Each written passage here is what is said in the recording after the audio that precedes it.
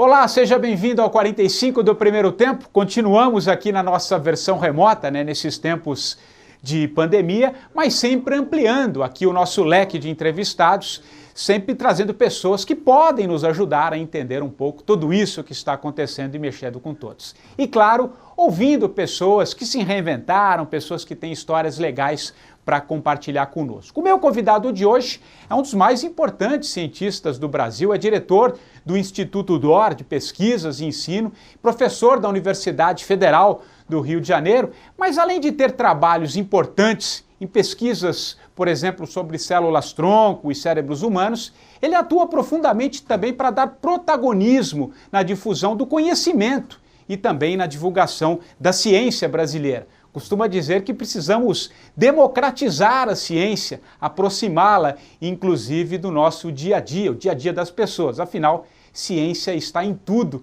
que fazemos e cada vez mais vamos precisar dela para sair dessa situação em função da pandemia. Eu estou falando do biólogo, neurocientista Stevens Heim. Stevens, primeiro, muito obrigado por aceitar aqui o nosso convite, compartilhar um pouquinho o seu olhar sobre tudo isso que está acontecendo e, claro, mexendo conosco. Primeiro, as suas considerações, cara. Como é que você está vendo esse momento, algo tão novo, né? Vamos sair transformados de tudo isso? Qual que é a sua visão, cara, sobre esse momento que a gente atravessa? Obrigado mais uma vez. Obrigado a você, Patrick, a Jovem Pan. É um prazer eu estar aqui com vocês para conversar, né? Sempre, como você falou, a oportunidade de falar de ciência para um grande público, isso me deixa bastante feliz. Acho que do ponto de vista do cientista, né, já havia evidências de que a gente viria a vivenciar algo das proporções que a gente está vivendo, né? A gente teve várias epidemias e a pandemia nos últimos anos, né? Zika, Ebola, H1N1, SARS, MERS.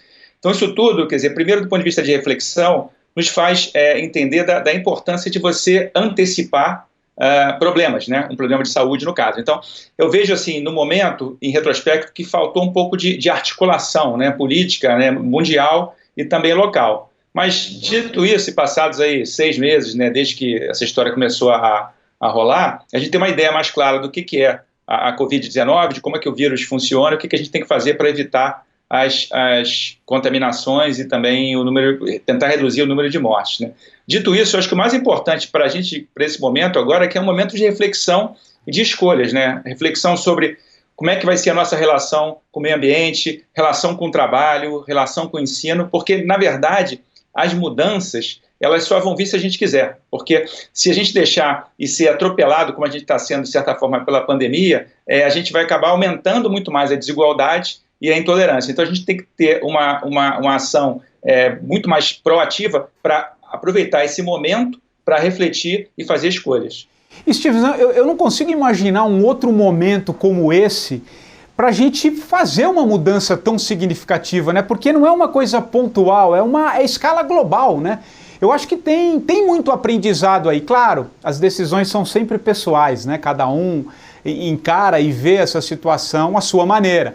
Mas, assim, eu acho que é um momento extraordinário, né? Acho que talvez seja o mais próximo para a gente, talvez, resolver outros problemas, como você está falando, né? Acho que questões climáticas, questões de alimentação, questões de ocupação do espaço, enfim, acho que tem uma série de aprendizados, né? Como é que você vê isso também, cara?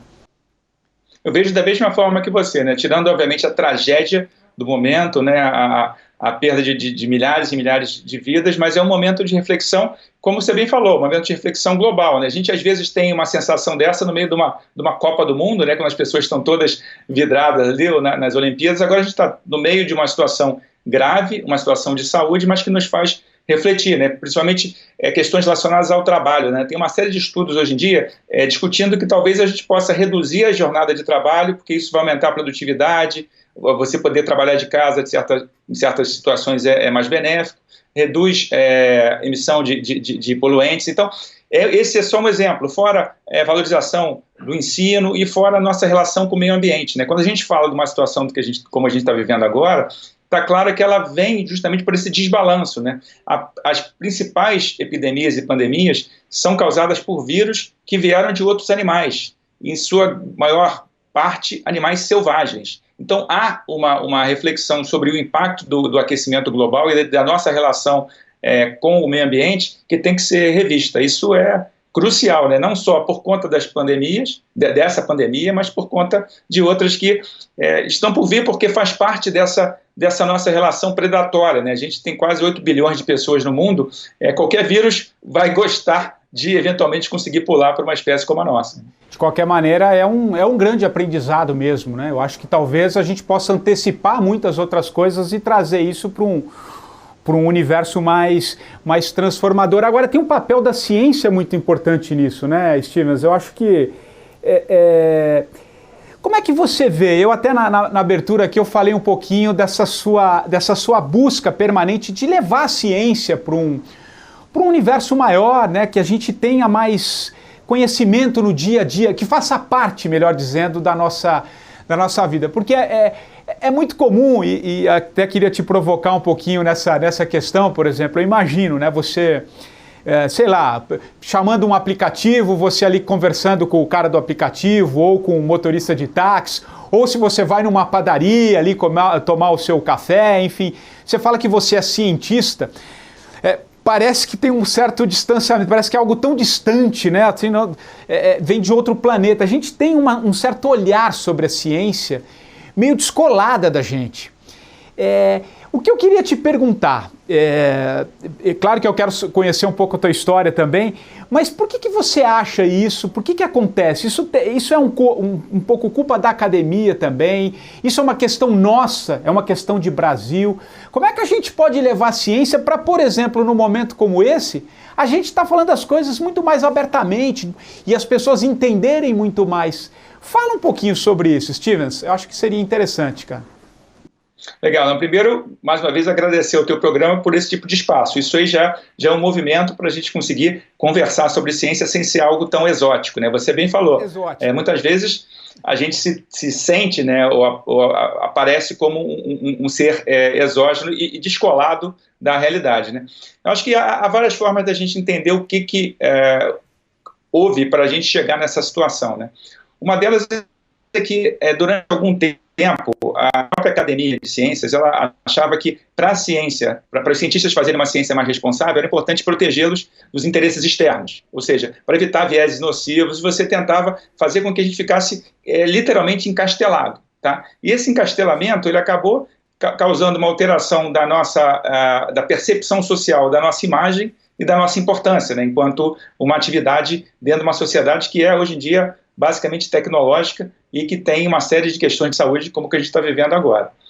Essa questão que você comentou também sobre a comunicação, né, e sobre o fato de a gente ter cientistas que não conseguem se comunicar, eu acho que não é uma coisa restrita ou exclusiva do Brasil, né, e olhando para a academia, né? Você tem muito fogo amigo também, né? Você tem, por exemplo, um cara como Carl Sagan, que foi um dos caras que foi muito importante na minha adolescência para olhar, né, para a ciência, olhar para entender um pouco mais do universo, para perceber esse universo. E ele foi um cientista espetacular, foi um super divulgador de ciência que não foi eleito para a Academia Americana de Ciências. Então, quer dizer, mesmo dentro da própria academia, havia um certo preconceito em relação ao cientista comunicador. Só que eu acho que essa situação, essa necessidade de comunicação cresceu tanto, né? Primeiro porque a gente vive numa sociedade cada vez mais tecnológica, cada vez mais biotecnológica. Isso se torna imperativo porque as tomadas de decisão, seja para uma pessoa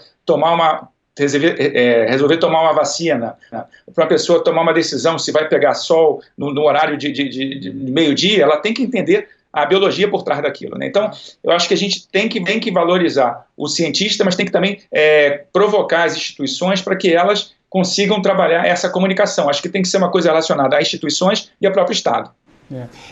Trabalhar junto, né? Eu acho que esse que é... Agora, isso você acha que é um problema muito mais nosso aqui do Brasil ou você citou o caso do Carl, enfim, mas o Brasil especificamente, a gente tem um certo descolamento, Steven? Você acha que a gente está num grau um pouquinho mais distante, cara? Bom, eu acho que esse descolamento, eu acho que ele acontece em outros países também. O que a gente tem pouco cientista.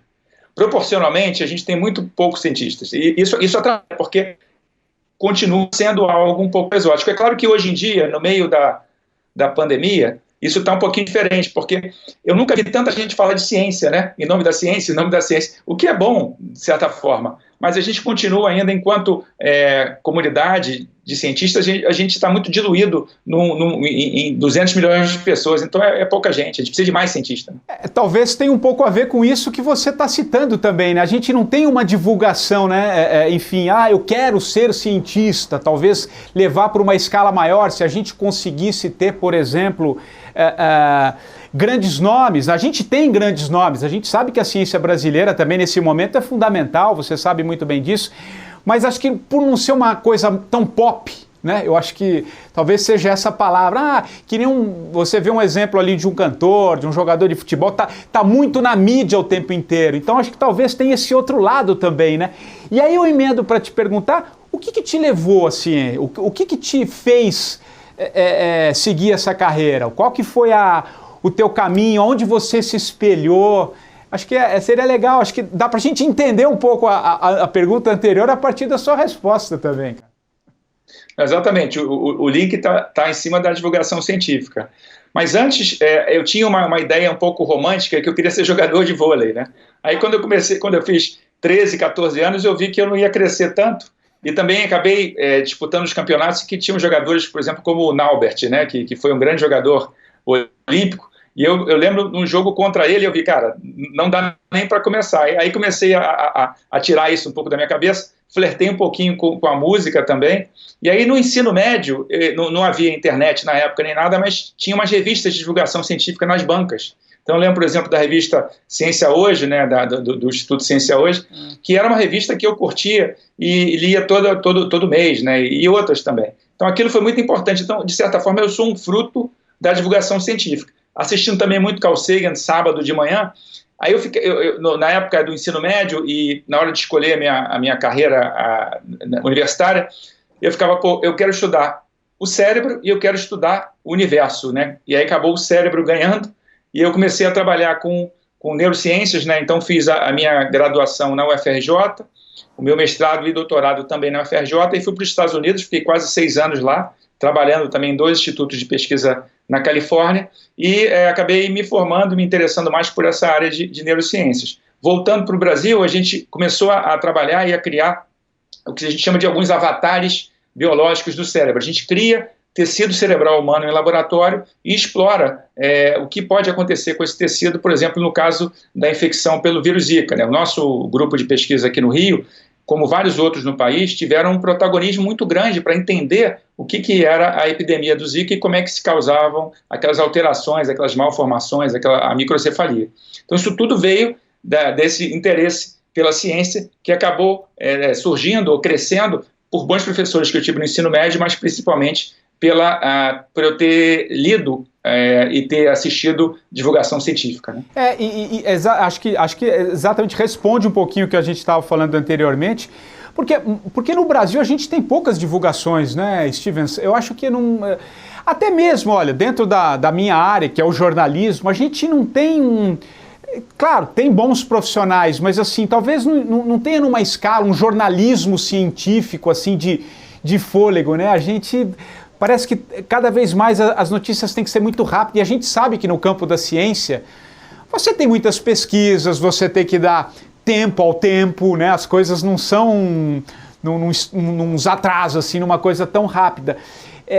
Você vê isso também, um certo distanciamento da própria comunicação, das formas, das publicações, para trazer esse interesse que foi que inclusive te levou à ciência? Você vê isso também? Eu vejo, mas ao mesmo tempo, quando a gente olha em retrospecto, hoje em dia está muito melhor do que era há 5, há 10 ou há 20 anos atrás. Então a gente tem muita gente boa fazendo divulgação científica no YouTube, você tem alguns podcasts também muito bons aparecendo, mas o que falta, e eu concordo completamente contigo, Patrick, por exemplo, a gente não tem comentaristas de ciência na TV, né?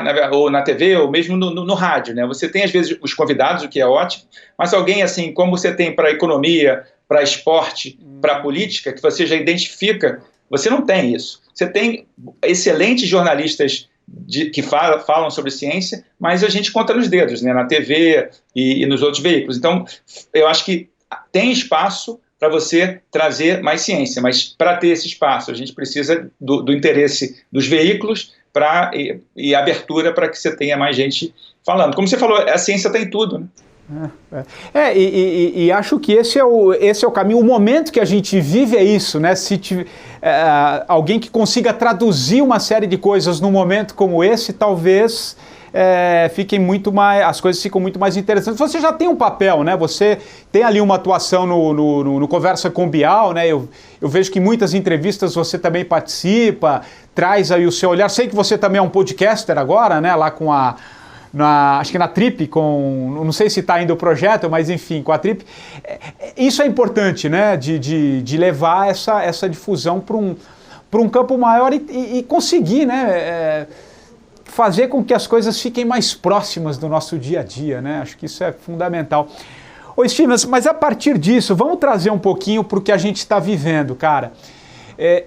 O que vai mudar? Assim, esquece aquilo que existia, não ocorrerá mais. Aquele mundo que a gente via não existirá mais. Dentro do que você conhece pela história e pelo que a gente vai atravessando, o que você acha que vai ser a grande mudança, cara? O que vem pela frente aí?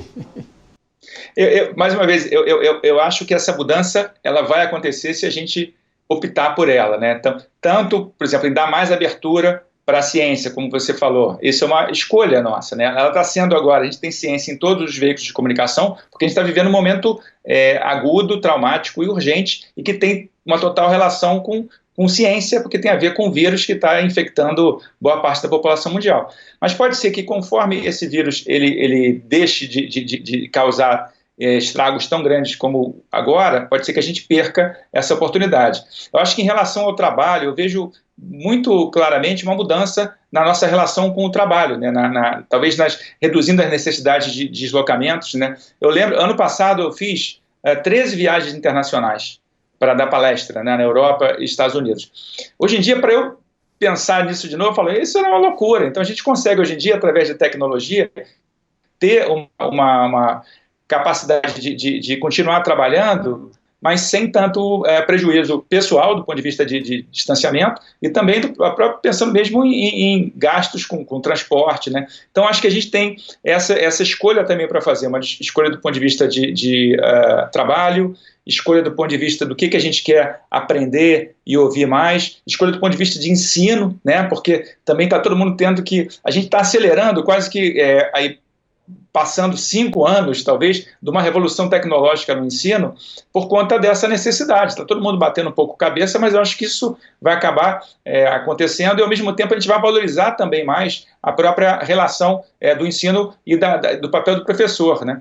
A gente está no momento em que a falta do contato e a falta de uma visualização pessoal, ela atrapalha também o aprendizado, né? O aprendizado, o toque, o abraço, o contato, ele é importante. Na evolução humana é importante para a formação do cérebro, é importante também no aprendizado. Então também não vai dar para ser tudo online, a gente vai ter que equilibrar, mas eu acho que o equilíbrio, ele no final, ele vai ser bom, mas vai depender das nossas escolhas, porque há, obviamente, uma tendência da gente tentar incorporar, passou e voltar a ser como era, o que vai ser péssimo, né? A gente tem agora a faca e o queijo na mão para decidir para onde a gente vai, né? Porque se a gente não fizer nada, a única coisa que vai mudar é que vai aumentar ainda mais a desigualdade. E você falou de educação, o que você acha que é importante na educação para os jovens? Como é que a gente muda um pouco um conceito? Porque a gente está vendo agora uma questão de um certo distanciamento, aulas distantes, mas eu digo na própria estrutura, na base, nas matérias, na preparação do indivíduo para o que vem, de olhar para frente. Você acha que falta um pouco mais de um cuidado com o emocional, nas novas formas de se relacionar? O que você acha que pode mudar também no ensino para o jovem, que pode impactar talvez um olhar diferente, ou um olhar um pouco mais humano para as coisas, não um certo distanciamento? Stevens, o que você acha, cara? Eu acho que a gente tem que levar em perspectiva. Acho que o jovem precisa entender que o que a gente está vivenciando agora é algo que já aconteceu em outros momentos da história da evolução humana, e para isso acontecer, a gente tem que trabalhar as matérias de uma forma mais integrada, né? É uma discussão muito mais longa, que não vai caber aqui no nosso papo de agora, sobre a necessidade de mudança nas formas como você ensina. Mas o que está claro, e que há várias pessoas pesquisando isso, inclusive no Brasil, é justamente o papel das neurociências nisso, né? O papel de você conseguir entender como que se dá o processo de aprendizado, que, por exemplo, em muitas situações, depende de você incluir o sono. Aquela popular soneca, ela é muito importante no aprendizado. Então, há uma série de alterações que a gente pode fazer para tornar o aprendizado mais positivo e também capaz da pessoa conseguir internalizar aquela quantidade de informação. Fora isso, é óbvio, a gente tem que mudar a maneira como as disciplinas são apresentadas, tem que ter justamente uma associação maior com a realidade. Mas isso é um desafio que independe da pandemia, mas como você bem disse, a pandemia pode nos ajudar a tomar essas decisões de uma forma um pouco mais eficaz. Mas você está otimista? Assim, eu disse lá no começo que tudo é uma escolha pessoal, né? Não dá para, enfim, é de cada um. Mas assim, no geral, você dá aula, você tem todo um histórico de construção da ciência de uma maneira geral. Você está otimista? Você acha que a gente vai mudar alguma coisa? Acho que é importante ouvir alguém que tenha um pouco esse... O que você acha? Patrick, sendo muito sincero, otimista eu não estou, mas eu sempre busco lutar por aquilo que eu acho que pode ser importante, pensando do ponto de vista da ciência, pensando do ponto de vista da nossa sociedade, né? Mais uma vez, eu não estou 100% otimista, mas eu acho que dentro de uma realidade ou de uma situação que a gente tem escolhas, não é definitivo que a gente vai ladeira abaixo. Não, a gente tem escolhas. Essas escolhas são muito difíceis de você conseguir pactuar na sociedade, ainda mais quando a gente está num momento muito polarizado. Mas se a gente conseguir reduzir essa polarização, se a gente conseguir conversar com pessoas que pensam, que a gente acha, pelo menos, que pensam diferente da gente, tentar buscar pontos em comum, a gente vai conseguir chegar numa situação melhor. Então, otimista dizendo que se a gente simplesmente deixar no ponto morto, né, e deixar que o carro não vai. A gente tem que justamente ter uma proatividade, buscar pontos de identificação para uma sociedade melhor. A gente sabe o que deu errado, a gente sabe que há relações com o meio ambiente que foram predatórias demais, a gente sabe que há relações sociais que são predatórias, a gente sabe que a desigualdade ela só piora a pandemia e piora o próprio capitalismo. Então a gente tem que buscar isso, internalizar e a partir daí tomar as decisões. Mas eu diria que eu tenho um otimismo contido. E você falou um pouco polarizado, e eu acho que eu até entendo um pouco, e eu queria te ouvir também, assim... O que está acontecendo, assim, de uns tempos para cá, tem muita coisa legal rolando, né? Tem muita coisa interessante, mesmo no campo da ciência, evolução, inteligência artificial, exploração de várias questões em nosso benefício, mas ao mesmo tempo você tem uma outra corrente aí, não sei, um certo ranço, um certo grupo de pessoas que desqualificam, por exemplo, o próprio avanço da ciência, né? Tem aí o que se convencionou falar, os terraplanistas, né? Aqueles que tentam desqualificar, enfim. O que você acha? O que você acha o que está acontecendo assim? Isso sempre existiu, agora está mais latente, está mais presente na nossa vida. A gente está se deparando com certas situações e pessoas e olhares, talvez sejam olhares, né? Que vão muito contra isso tudo que a gente está falando, né? De um certo avanço, como sociedade, como desigualdade. Eu compartilho, eu acho que esse momento é hora de olhar para a desigualdade, né? Acho que nunca foi tão claro, né, essa diferença. O que você acha, Stevens? Que momento é esse, cara, que a gente está com tantos avanços, né, coisas muito legais, mas ao mesmo tempo com retrocessos desse nível? Eu acho que divergências de opinião, divergências em relação a opções políticas sempre existiram.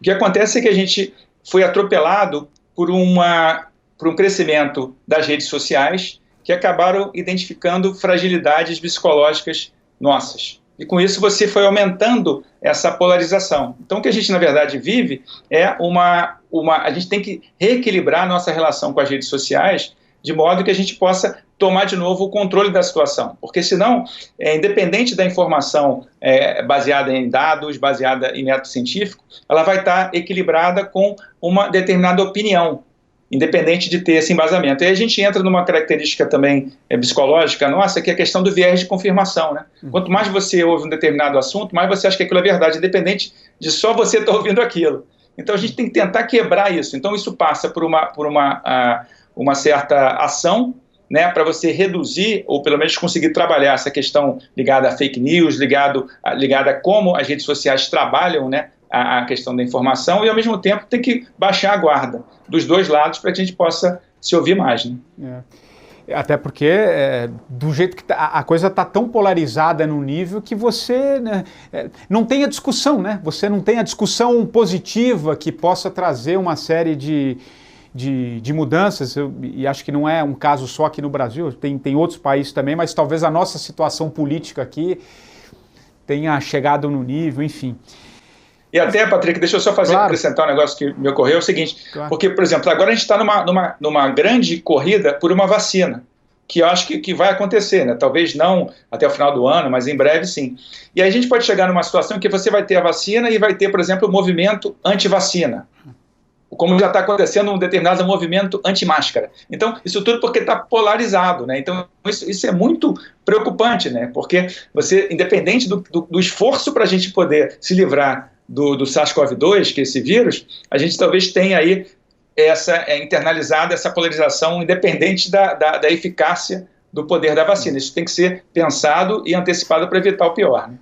E você falou anti-máscara, e é uma notícia que veio aí do Rio de Janeiro, tá certo que muita gente vai estar nos assistindo talvez muito depois, hoje é uma sexta-feira, e ontem no Rio de Janeiro os bares foram reabertos, e as imagens que correm nas redes sociais de jovens, de moçada sem máscara, uma muvuca, uma quantidade de gente, parece que descolado, né? Parece que são pessoas que estão numa outra frequência, parece que está numa outra frequência, né? E é muito triste, né? Porque é esse distanciamento que a gente tá conversando aqui que leva a essa situação, né? E acho que é muito agravado por isso que você se refere, né? A gente está sempre num viés de confirmação, porque isso não serve, e é necessário, né? Eu acho que a gente vai ter que atravessar, né, esse momento. E você citou a máscara, e a máscara veio para ficar, né? Ou não? Como é que vai ser a nossa relação com esse novo companheiro de dia a dia aqui?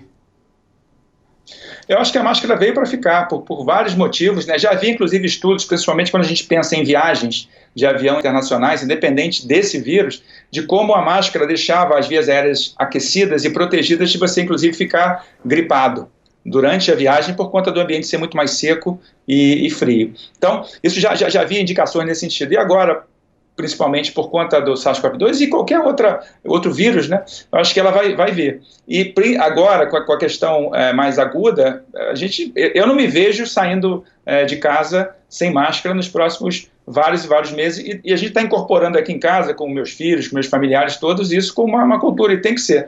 Mas eu acho que é importante, Patrick, o seguinte: isso só vai de fato acontecer se houver uma liderança nesse sentido. A gente precisa de exemplos, a gente precisa que as pessoas que tomam decisão, né, dentro do governo ou dentro de qualquer outra posição de liderança, que coloquem isso também, porque senão a gente fica nesse jogo também como se houvesse diferentes opiniões sobre uma coisa que está relacionada à saúde, né? Então, vai ser muito diferente, já a gente olhar as pessoas, né, com máscara, isso mexe com a ideia, com a sensação de empatia, com a sensação de confiança. Desculpa, pode falar. Fala um pouquinho sobre isso, que eu acho interessante mesmo, porque vai mudar, porque a gente identifica o outro se você usa ali, você tapa praticamente boa parte do seu rosto, isso mexe, né, com o sorriso. Acho que me ocorreu aqui o sorriso, que é um cartão de visita, é uma coisa empática, né? Ela também nos conecta com o outro, né? Eu acho que... Fala um pouco disso, Stevens. Legal, pois é, em questão de milissegundos, eu olhando para você, eu já sei uma série de características suas, e principalmente da sua relação comigo, entendeu? Então, quando a gente, agora, por conta da máscara, quando você bloqueia metade do seu rosto, e o teu rosto faz centenas de micromovimentos em que ele vai justamente criando essa informação a respeito de você. Então, quando você perde isso atrapalha a relação médico-paciente. Tem um estudo de 2013 que mostra uma queda na empatia ou na sensação de confiança do paciente com o médico de máscara. Isso é inevitável, tanto que você tem hoje em dia pessoas que estão, profissionais de saúde, que estão atendendo, né, nos hospitais Covid com uma foto grande, né, no peito, com o rosto completo da pessoa, porque aquilo ajuda nessa relação. E, por exemplo, em relações de negócio hoje em dia, você tratar alguma coisa de negócio com máscara é uma situação também que vai ter que ser diferente, mas tem que ser incorporado. Uma curiosidade, outro dia um rapaz veio entregar para mim um livro e ele estava com uma máscara do Coringa. E aquilo foi muito assustador. O rapaz super educado, bom dia e tal, mas eu não consegui relaxar, porque ele estava com a máscara do Coringa. Então, a máscara talvez também funcione como uma forma de você criar outros tipos de comunicação. Você tem que tomar cuidado, né? Se você quiser ser um cara que está querendo uma amizade, vir com a máscara do Coringa, assusta um pouquinho. É interessante, é verdade, eu imagino, né? Porque é muito forte, né? Interessante. Mas vamos ter que conviver, né? Isso acho que daqui para frente, mesmo como você falou com a vacina... fala um pouquinho, você acha que esse ano é difícil ou você acha possível? O que você está esperando sobre a vacina? Vai ser quando ela surgir de fato, vai ser uma corrida e vamos ter a sensação de pronto, agora estamos livres? Né? Porque eu acho que tem uma certa sensação de muitas pessoas que falam, a hora que tiver a vacina resolve o problema. Mais ou menos, né? Enfim, fala um pouquinho, acho que é importante te ouvi-lo nessa questão, cara. Primeiro, eu acho que o que está acontecendo em relação à vacina, eu acho que é um motivo de orgulho mundial, né? Que é a capacidade que a gente tem de tentar, primeiro, sequenciar o vírus, entender como é que ele funciona e trabalhar em plataformas para a criação de vacinas. Isso está acontecendo em tempo recorde, né? Uma vacina, em média, demora para ficar pronta 10 anos. Tá? Aqui demorou menos tempo, demorou 4 anos. A gente está aí com uma perspectiva de ter uma vacina em 1 ano e meio, em 2 anos. Né? É claro que essa vacina ela vai ter que ser aperfeiçoada, né? É muito provável que isso aconteça, mas é digno de reconhecimento para a ciência o que está acontecendo aqui. A gente tem aí mais de 90 vacinas sendo testadas, né? Sendo produzidas ou sendo estudadas, 3 ou 4 que estão mais na frente. A gente... É bom, inclusive, que seja assim, então a gente provavelmente vai ter várias vacinas rodando ao mesmo tempo, e a minha expectativa é boa, mas independente, como você bem falou, da vacina, a gente vai ter que ter mudanças em relação os cuidados, né, de saúde para outras transmissões e outros surtos, porque você tem, além da produção da vacina, a distribuição dela tem o desafio, a gente não sabe se ela vai ter que ser sazonal, né, ou se ela vai ter que acontecer todo ano, então a gente está trabalhando com a coisa acontecendo. Então é fantástico, assim, do ponto de vista do cientista, de observar isso tudo, isso é incrível. Ao mesmo tempo, a gente tem que ter a clareza de que não é porque a vacina vai estar pronta que vai estar tudo resolvido de um dia para o outro. Né? A gente vai ter que se adaptar a uma série de questões, porque não se resolve tudo só a partir da vacina, né? É um grande alívio, mas enfim. Stevens, a gente já está caminhando aqui para o fim da nossa conversa, mas eu queria puxar um ponto que é uma marca aqui também do programa, a gente fala muito também, que é sobre propósito, né? Você lá no início, você estava contando a sua história, você tentou primeiro no esporte, ali no vôlei, viu que a altura, ia faltar um pouco de altura para chegar lá no topo da rede, depois tentou como músico e traçou o seu caminho na ciência, né? E até aproveitando o seu conhecimento de todas as pesquisas na ciência, o que o propósito, o que a gente adota como algo que faz sentido para a gente, nos ajuda a ter uma vida mais equilibrada, uma vida mais plena, digamos assim? Porque essa é uma das marcas aqui da nossa ideia do programa, é falar sobre isso, né? As pessoas conseguirem achar o seu propósito. Fala um pouquinho sobre a sua história do propósito e como é que você vê essa questão, porque tem muita gente que está no emprego, aquilo não faz mais sentido, mas eu dependo daquilo, mas a pessoa vai ficando, vai se arrastando, tem um relacionamento que já não faz mais sentido, mas você fica ali. Fala um pouquinho sobre o propósito para você, o que é o propósito e um pouquinho sobre a sua experiência e a sua vivência dentro do campo também do cérebro humano a importância do propósito, cara? Bom, essa pergunta é extremamente complexa, é uma pergunta que eu me faço também, né, todo dia. Eu acho que a gente acaba fazendo mais por conta do isolamento, né, por conta das mudanças que houve em relação ao próprio trabalho, né, em relação familiar. Então, eu acho que esse é um momento oportuno para se pensar em propósito.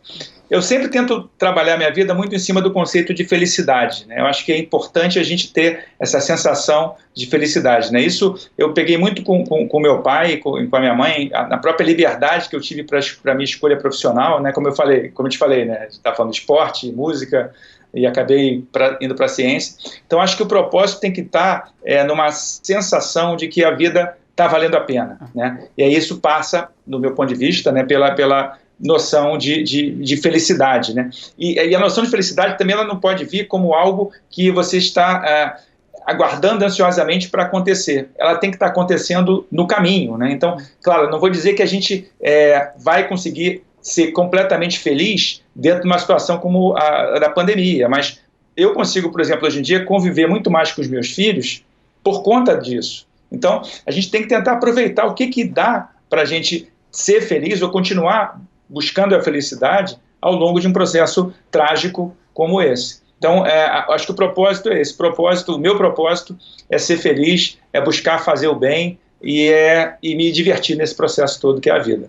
Que não é só o fim, né? Ter o caminho. A vida é um pouco, como disse um certo Beatle, né? A vida é aquilo que acontece enquanto fazemos planos, né? Quer dizer, a vida também está aí no dia a dia, que às vezes a gente está tão fora, tão procurando sempre fora, e às vezes, e eu acho que você foi feliz, porque eu acho que esse momento mesmo é um momento que todos estão se questionando, né? O que vale a pena, né? Porque acho que pela primeira vez a gente se deparou muito próximo com a morte, né?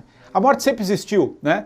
Mas assim, ela bateu na porta de todo mundo, né? Então foi um certo recolhimento. Então, acho que tudo isso mexe com a gente, né? E aí vem todos esses questionamentos, né?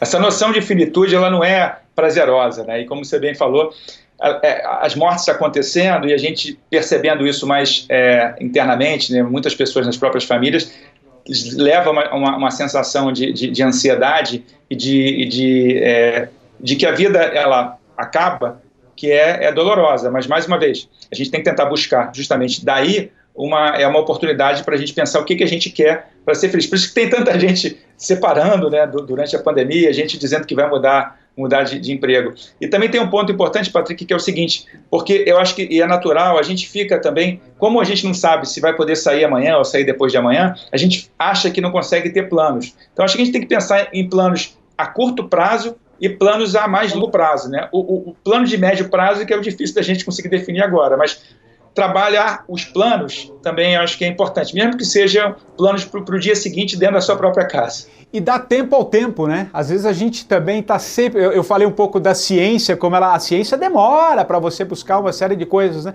Eu acho que é um momento também para a gente lidar com o tempo, né? Aliás, a gente falava um pouquinho antes de começar a nossa gravação da sua participação no documentário, né? Quanto tempo o tempo tem, né? Que fala um pouco disso também, né? A gente tem uma relação com o tempo e acho que com redes sociais, eu estou aqui, ao mesmo tempo que eu falo com você, eu estou recebendo mensagens, eu tenho certeza que você terminando aqui o nosso papo, você vai precisar ver quem que está te procurando, enfim. A gente também tem que ter um pouco de cuidado com isso, né? Fala um pouquinho rapidamente sobre o tempo também, Stevens. Eu acho que tá estourando o tempo aqui, mas eu acho que cabe, cara. Sim, a participação, eu gostei muito da participação do documentário Quanto Tempo Tem, porque, mais uma vez, me fez refletir sobre essa noção de tempo. E o tempo, quanto mais a gente fica diluído nas redes sociais, a percepção do tempo muda, né? E o que eu achei curioso também é que na época do filme, alguns dos entrevistados eram pessoas que estavam buscando aquela ideia de uma vida quase que eterna, né? De aumento de longevidade acima dos 150 anos, 200 anos. E agora a gente chega numa situação em que chega um vírus e pode acabar com toda essa percepção, né? ou trazendo a morte também. Então, é interessante porque eu acho que a utopia da longevidade ela é importante, mas tem que ter um pezinho no chão, porque tem muita coisa aqui que está acontecendo que a gente tem que resolver antes de voltar a pensar numa extensão de vida de mais longo prazo. E tem que tomar um pouco de cuidado com as redes sociais, né? Porque a gente está o tempo inteiro, né, Stevens? Acho que isso acho que é uma mensagem importante também a gente saber separar um pouco, não? Sim, tem várias discussões sobre a capacidade que a gente perde da própria relação com a realidade quando a gente fica muito tempo imerso nas redes sociais. E como a gente estava falando ainda há pouco, muito do que a gente está vendo de polarização é consequência da rede social. Se você conversa com uma pessoa ao vivo, olho no olho, é bem diferente de uma briga numa rede social. Então, a gente tem que tentar retomar o que, na verdade, nos tornou humanos, que tem a ver justamente com a empatia, né? A saída do ser humano da África há 70 mil anos atrás dependeu de relações sociais baseadas em empatia. A relação com os nossos filhos é baseada em empatia e confiança. As redes sociais nos descolam disso. É importante a gente voltar à nossa essência de ser humano. Que legal, Stevens. Agora sim, chegamos ao fim aqui da nossa conversa. Eu acho que o papo está ótimo, poderíamos ficar mais um bom tempo aqui ainda, mas enfim, é uma marca do programa que o convidado da semana indique um livro, né, um livro que você acha que é interessante compartilhar com quem vai estar nos ouvindo e nos assistindo também, e uma música, cara, uma música que você escolhe aí para encerrar a nossa conversa, que vai na versão podcast. Quais são as suas escolhas, cara? Legal, o livro, eu por acaso estou com meus livros aqui do lado, eu gosto muito desse livro, estou gostando de ler, que é A Grande Gripe, que conta um pouco da história da gripe espanhola. Ele é interessante porque ele mostra o que aconteceu no planeta numa época em que a gente não entendia direito o que era vírus, o que era transmissão, isso associado à própria questão da Primeira Guerra Mundial. E tem uma curiosidade ali, porque parece que o presidente americano, quando foi para a Europa tratar do Tratado de Versalhes para terminar a guerra, ele se contaminou lá. Isso acabou mudando um pouco do comportamento dele. E aí ele fez um acordo que não foi bom, principalmente para a Alemanha. E aí isso pode ter levado ao caos na Alemanha, aumento de desigualdade e surgimento do Hitler. Então talvez o vírus, na verdade o vírus da gripe espanhola, está por trás da Segunda Guerra Mundial. E uma música, aí eu vou buscar aqui dentro da minha própria família, como eu te falei, eu flertei com a música, mas meu irmão mais novo virou músico. Meu irmão mais novo é da banda Pontos de Equilíbrio e tem uma música que chama Mais Amor, que eu acho que a gente está precisando muito nessa época. Que legal, gostei das duas dicas. A música eu vou conhecer, não conheço, vai ser muito legal, mas acho que o título da música já diz muita coisa, como você falou. E o livro, fiquei curiosíssimo, acho que conversa muito sobre esse momento. Tenho certeza que muita gente vai estar curioso e pode ser, de fato, uma ótima dica de leitura. Steven Sain, muito obrigado pela participação aqui no 45, foi ótimo o papo, obrigado por trazer um pouco o seu conhecimento, sobre o seu olhar também sobre tudo isso, e que possamos, de fato, superar e, sei lá, talvez saímos melhores de tudo isso que a gente está enfrentando. Muito obrigado, querido. Obrigado a você, parabéns pelo programa e obrigado pelo espaço que você está dando para a ciência. Muito obrigado.